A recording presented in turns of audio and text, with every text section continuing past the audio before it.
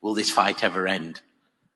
Will this fight ever end? Well, first, Asad, thanks for forcing me to come to Glasgow. When I walk the streets of cities like this, you know, Glasgow was the UK's second most important city. Beautiful buildings, beautiful streets, a gorgeous city. You know, it had Red Clydeside in 1919, the uprising to create a Soviet in Scotland. But it was, you know, crushed, of course.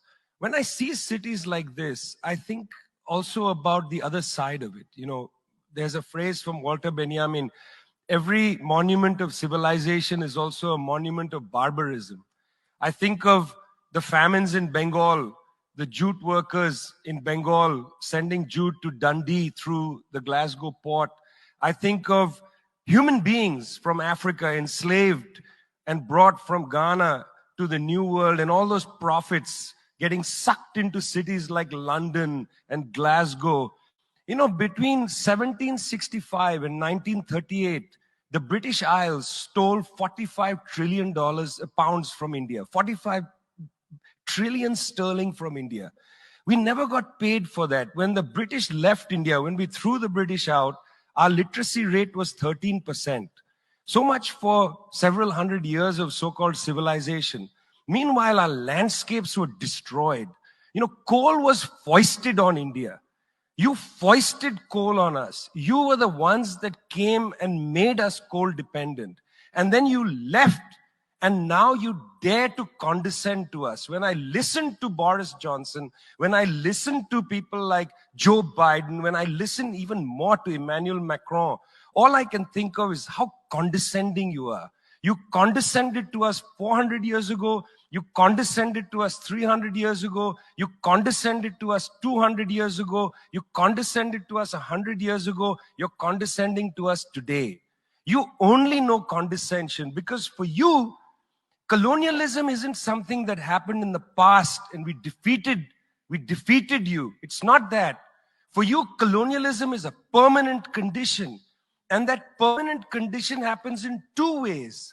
There's the permanent condition of the colonial mentality. You want to lecture us. You want to tell us that we are responsible for all the problems because you'll never accept that you're the one principally to blame. You signed the Rio Formula in 1992 on common and differentiated responsibilities. You like the common part. You like the common part. You like to say we're all in this together and so on. We're not in this together.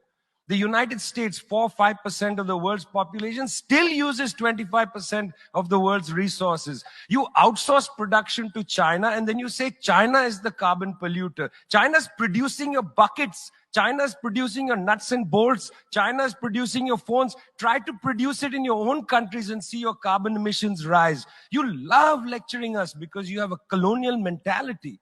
Then there are colonial structures and institutions.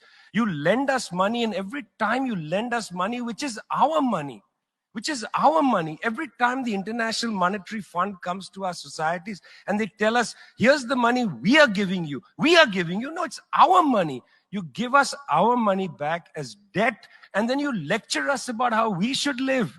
It's extraordinary. It's not just a colonial mentality. It's the colonial structures and institutions which reproduce themselves year after year after year. And let me tell you something. The climate justice movement, not clued enough on this. Not clued enough on this. The climate justice movement is a movement that says we're worried about our future. What future? What future? Children in the African continent, in Asia, in Latin America, they don't have a future. They don't have a present. They're not worried about the future. They're worried about their present. Your slogan is, we're worried about the future. What future?